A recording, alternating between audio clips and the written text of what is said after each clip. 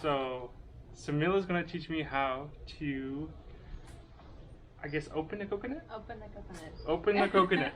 And this is my first time doing it? Yeah. I think it, yeah.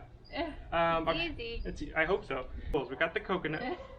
We got this, what is this thing? It's like a screwdriver kind of thing. I don't know. This thing is just for the coconut. Cut the coconut. This is the tool just for the coconut. Yes.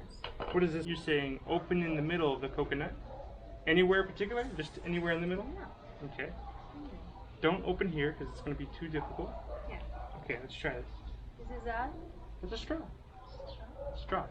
Yeah, it's a straw. Okay. Let's try this. Okay. Just like this. Yeah.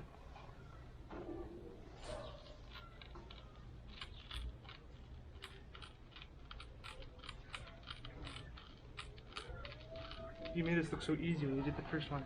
Now I'm spilling all over myself.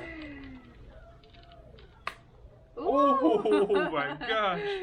Wow. Such a fan. Oh my. Okay. I think it's done, right?